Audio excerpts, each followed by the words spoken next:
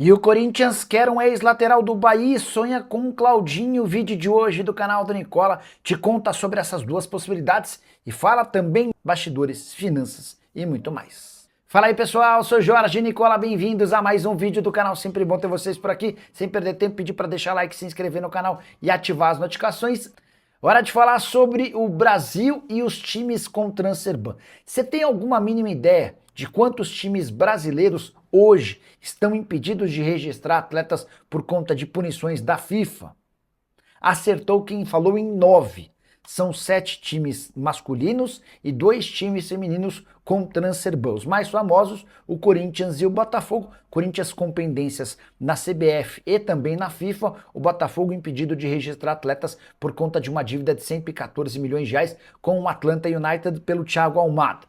Os outros clubes profissionais masculinos que também não podem contratar: Ponte Preta, Amazonas, Miramar da Paraíba, Colorado do Paraná e Ipatinga. Há também 2 casos de times femininos, o Real Brasília e o Avaí Kinderman, todos punidos por conta de dívidas, com ex-atletas, com outros clubes, enfim.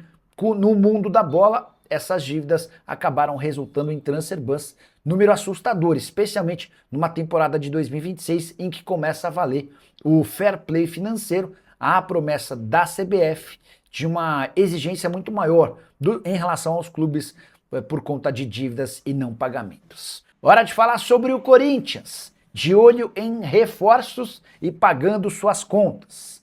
Registrar primeiro que, sem acordo com o Lucas Amon, lateral do Mirassol que fechou com o São Paulo, o Timão está de olho em Santiago Arias. Colombiano de 34 anos de idade, ele não teve seu contrato renovado com o Bahia em 31 de dezembro, ou seja, está livre.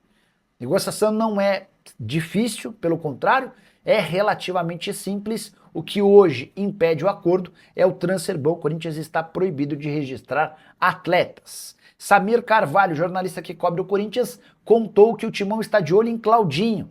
Dá para descartar qualquer possibilidade de o jogador voltar ao Parque São Jorge. Isso porque o Claudinho é titular absoluto no Al-Sadd, 3 gols e 3 assistências nos últimos 5 jogos, e havia sido comprado um ano atrás por 20 milhões de euros.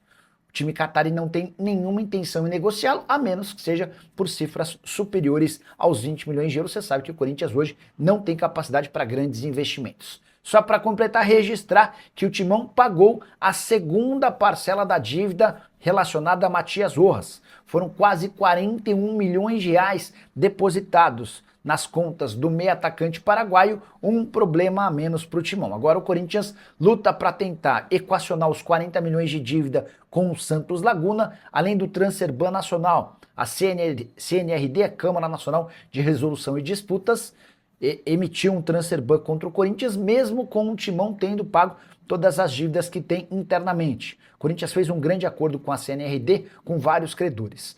No mês passado, o Corinthians fez os pagamentos com atraso e a CNRD decidiu manter um transfer ban até a próxima parcela, que vence agora no dia 16 de janeiro. Se o Corinthians fizer a quitação dessa parcela com todos os credores no dia certo, aí será retirado esse transfer ban e a partir daí o Corinthians poderá registrar reforços. Até esse momento, nenhuma contratação feita. Nicola, boa noite, beleza? Sabe de Gabriel Paulista no Corinthians? Igor, vou até mandar mensagem para o empresário dele. É legal quando vocês fazem essas lembranças, porque a gente acaba esquecendo de determinados assuntos, né? E aí vocês vêm com essas aí e abrem a oportunidade para que a gente retome. É assim, o Gabriel Paulista é torcedor do Corinthians, dá para dizer que fanático, e tem o sonho de jogar um dia no Timão. O grande ponto é que, apesar de todas as declarações públicas, o Corinthians sempre olhou com alguma desconfiança em relação ao Gabriel Paulista. Estou mandando mensagem para o Hugo Garcia. Hugo, boa noite.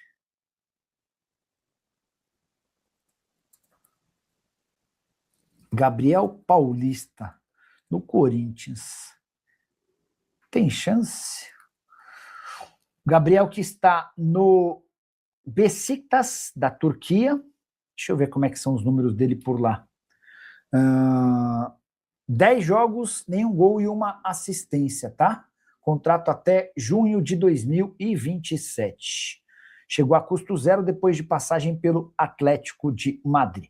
Bidon no Fla, paguem a multa e podem levar. Hoje a Rádio Tupi, que é uma rádio do Rio, informou que o Flamengo avalia a possibilidade de fazer uma proposta pelo Bidon.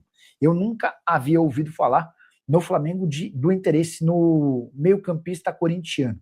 E acho difícil que o negócio aconteça. Não pela possibilidade de um acordo entre os clubes, mas porque o Bidon não me parece ter a intensidade que o Felipe Luiz gosta no seu time. Mas, enfim, a proposta poderia chegar a 15 milhões de euros caso o Flamengo leve essa história adiante. Então, por enquanto, não passa de uma especulação. O Corinthians precisa vender jogadores. O Bidon é hoje um dos principais ativos do clube, mas a ideia do Corinthians é faturar pelo menos 20 milhões de euros com o Bidon, tá bom? Quero falar agora sobre o Flamengo avaliando a possibilidade de fazer proposta por Breno Bidon. Pelo menos é o que garante a Rádio Tupi do Rio de Janeiro. Informação dos colegas dá conta de que o Flamengo cogita apresentar uma proposta de 15 milhões de euros ou 95 milhões de reais pelo volante que termina a temporada como titular do Corinthians, embora tenha oscilado bons e maus momentos. O Bidon disputou em 2025 56 partidas com um único gol e uma única assistência. Confesso que tenho muita dúvida de ver o Bidon sendo protagonista no meio campo de tanta qualidade quanto a do Flamengo. Acho, inclusive, o Alan bem mais jogador do que o Bidon, pelo menos nesse momento. Alan que nem sequer foi relacionado para a Copa do Mundo de Clubes, ou melhor, para o Intercontinental de Clubes disputado em dezembro no Catar. Você, torcedor do Flamengo, acha que o Bidon seria um bom acréscimo? Só para completar a lembrança que o Corinthians precisa vender jogadores e hoje o Bidon é um dos principais ativos do clube. Só para completar, registrar que o BAP, presidente do Flamengo, decidiu acabar com a relação que o clube tinha com atletas paralímpicos. 4 remadores foram cortados, não tiveram seus contratos renovados.